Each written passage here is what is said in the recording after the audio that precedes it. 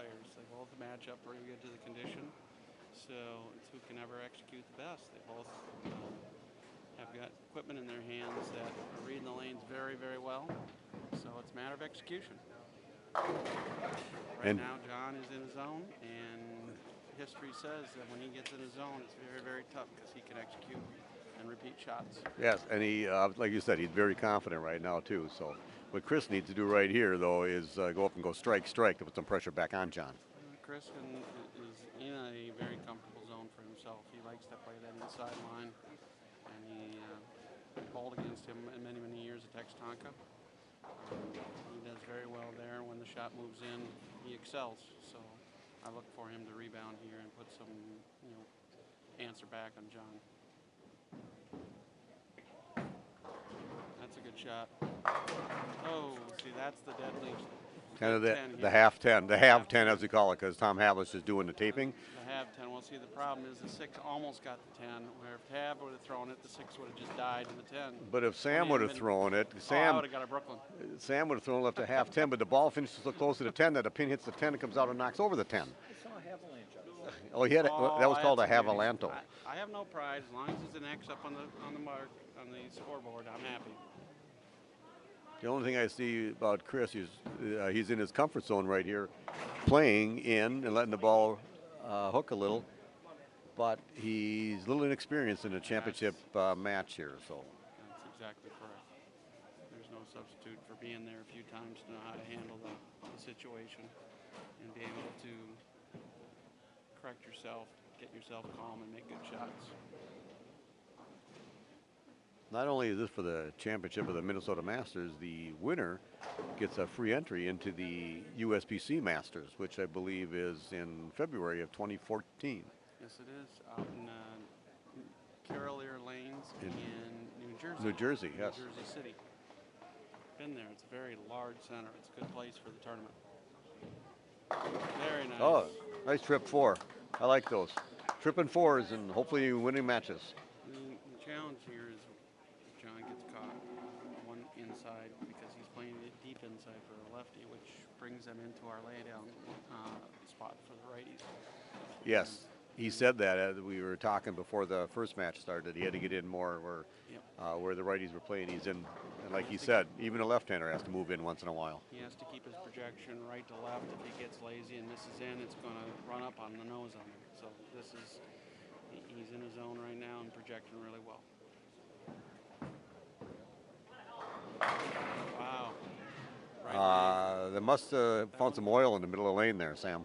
Chad Nelson was just telling me lane 10 had more oil on the back end and did not finish strong for the righties, so that makes sense that ball helped. Down here on the low end of the house compared to the high end of the house, the low end had tighter back ends and actually tighter heads, so we ended up playing further right than other parts of the house. There is a little bit more forgiveness. This lines up well for John. And that's what he said. He wanted to be on the left of the pole, which the pole is on lane from 12 down, and he was just hoping to sneak through on first match. Well, timing's everything in this game. And we have to thank Jason Hansen for bringing down beer to us so we can do this commentating. Oh, solid 10. Wanted to make sure the vocal cords were lubed correctly. So. Wait a minute. Where's my Crown Royal meat? Jason Hansen, tournament director and beer runner. Beer maid. What were you guys saying about pole dancing? Scott Pohl was here, and he wasn't doing any dancing. Oh, now my toe's starting to get hurt. All right, should be an easy spare for John. He's been very solid. One thing about John, for a power player, left-hander, he's very, very good on his spare shot. He takes his time and just throws right at the pin. Speed and direction, that's all he worries about. He never gets out of focus. He's always focused on every shot, no matter where it is. I have a lot of respect for him. I do too. That is emotional when he plays. He seems to always gather himself and make good shots, but he needs to.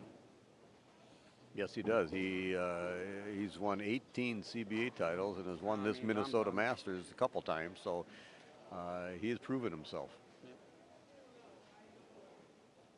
Chris needs this one here. He's got to be able to answer back and put some sort of pressure on. Oh, very nice shot. And see, the inexperience, he's not letting the ball roll and flop over. He's projecting it hard, and the ball's not turning over early enough, so it's recovering on the back end instead of rolling flat to the pocket. Well, that's more than I would have thought. I just thought that he got tapped. No. Angle of the ball. Looking at the scoreboard right now, John Cryer 109 in the fourth with a spare in the fifth, and if Chris picks this up, he's got 80 in the fourth with a spare in the fifth. He's down 29 pins in the fifth frame. It's a lot to make up. That last one, he was a little in, a little speedy. Had enough hand to get it to recover, but the break point was late, so it came in behind the head pin and chopped the 3 off the 6 for a solid 10. Thanks for the beer, Half. Although, I got out of buying that. I'm in celebration mode already. no, Sam finally got his Crown Royal. There you go. There. Oh, don't go away. This is Chris's easy lane. He should strike on this one. Well, the left lane's because the right-handers can get in deeper on this. They tend to hook more. The right lane's on the house. Everybody couldn't get in as deep, so you had to play a little further right. Yeah, he's a little bit. I think in jail he's right fighting now. it right now. It's not comfortable, and experience is making him make not good shots. He's not taking his time. And I crossed with Chris all day today in the 8 games of qualifying, and I think he ended up about 130 over, qualified about 8th or 9th place, somewhere around in there. Bowled really well. He's a good player. I've been waiting for him to start bowling more tournaments. I asked him if he would. He's got a good game. Oh, look at that. Jason Hansen brings Sam down another Crown Royal, so he's in good shape now. He's got 2 of them sitting here. Tom's taking a picture of the crowd here at AMF Roe Brown Lanes. There's 14 people watching. 1,400. 1,400 people watching, sorry. Wow. Is that a 1 share on the Nielsen ratings? We're the only share on the have ratings. Oh, he switched balls. You notice that? No, he's been using that one, Sam. He was No. Oh, on the last game he was. the last game he was going back and forth. When So- the match against Chad Nelson in the semifinal match, he was going back and forth. Look at her. Tom has to turn. Look at the locker guy on the. You gotta get a new Thank the- advertisement. Remax results on the microphone. Tom Alish, who owns mnbowling.com website and also is a realtor for the Bowlers Realtor for Remax Results. There you go, Tom. And you got that company called Locker Up? The company's called the Locker Guy. Hey, The Locker Guy, changing the world one locker at a time. EMC, your virtualization and data company. Okay, this match is getting It's a little out of hand. Little out of hand. John's just cruising right now. If Chris doesn't put up a double here, it's about over. 129 in the fifth with a double for John, and 98 in the fifth with a spare in the sixth for Chris. He definitely has to have strikes in these next 2 frames, but any kind of pressure back on John.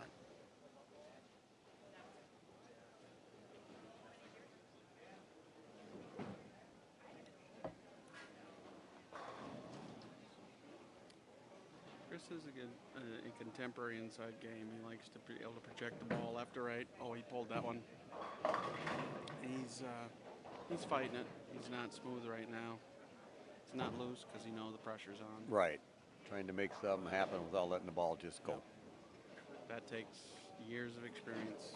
We all get locked up trying to make things happen instead of letting things happen. That's the difference between the guys that are comfortable in this position and those who are trying to get there.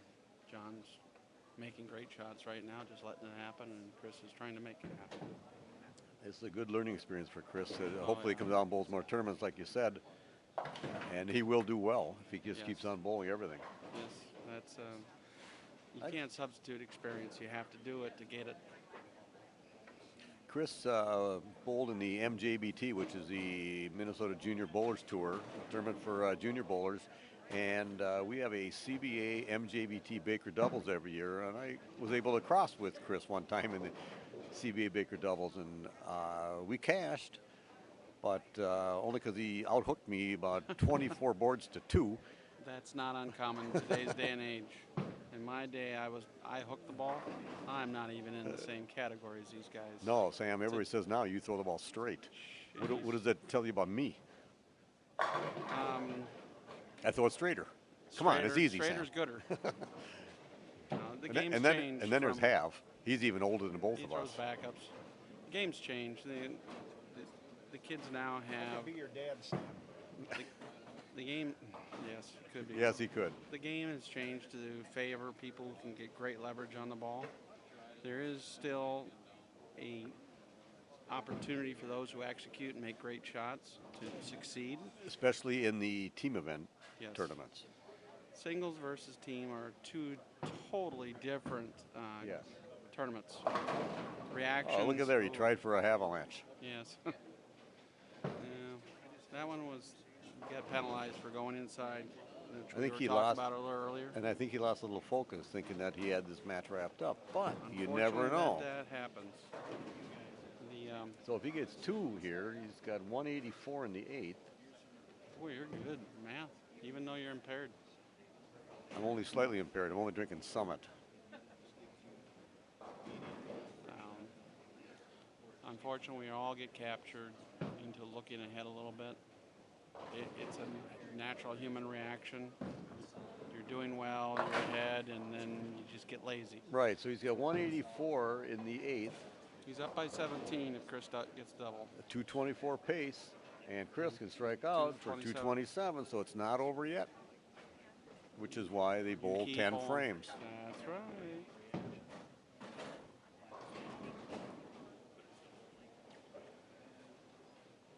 Ye who can make, if you 10 frames, you make 80% good shots, and you stay clean in the other good ones.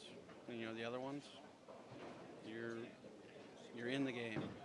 I look for John to make a really good shot here. That was just a non-focused shot. He just kind of went up there. Lazy. Yes, exactly. I agree.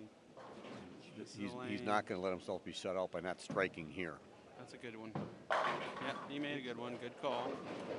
Now, He was if just Chris a can little somehow lazy. gather up enough to strike in the 9th, 10th, and 11th, to put a lot of pressure back on John, we'll see what happens. It's the only chance he has.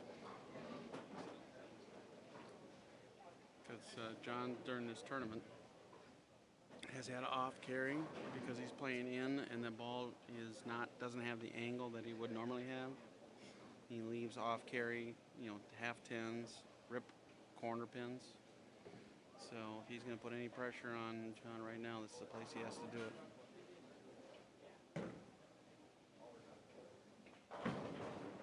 That's pretty close. Very nice. Very nice shot, yes.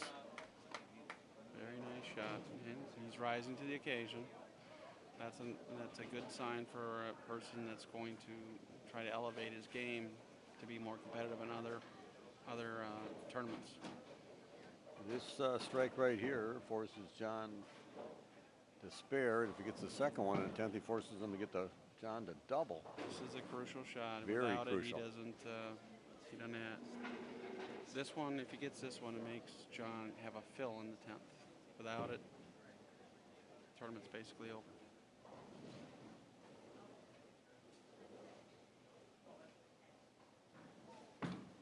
Look good. Oh. Looks like he just scooted it through the heads a little bit, He trying to floated it, make didn't sure get it in didn't set it down short. So he's at 203 pace. So John just It's needs over. a good count. Yep, it's over.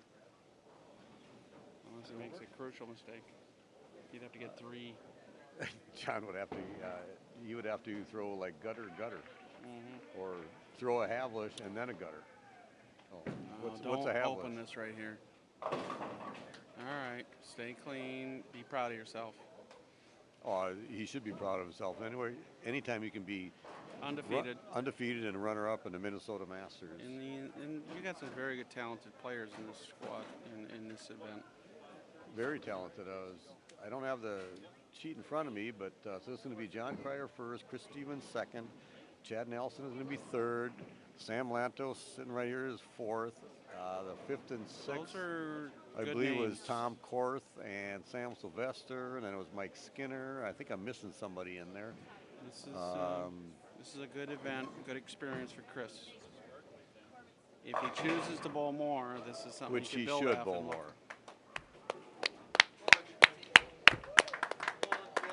Nice bowling, Chris. You No, need John just got to finish out the 10th frame. Hopefully he does it in a victory lap, but quick. So we had Sam Lanto here, a guest commentating in the championship match. The state's ever seen, I might add. Yes. Sam's in lots of halls of fame. Yeah, well, Minneapolis, you're St. very Paul, kind. You're very kind. Minnesota. I'm not in Oh, he's St. not Paul. in the St. Paul. I'm a west of the river kind of guy. So he's in Minneapolis, Minnesota State, and the CBA Hall of Fame. And of those, the CBA Hall of Fame is the only one that just goes by your ability only, not just a Point vote. system. Points, it goes by points, more than a point system. So we're going to be back in a little bit here. John finishes out the 10th frame, presenting the award plaques, and we're going to have Jason Hansen come down with us, who is the tournament director. And so we'll be back in a little bit for that.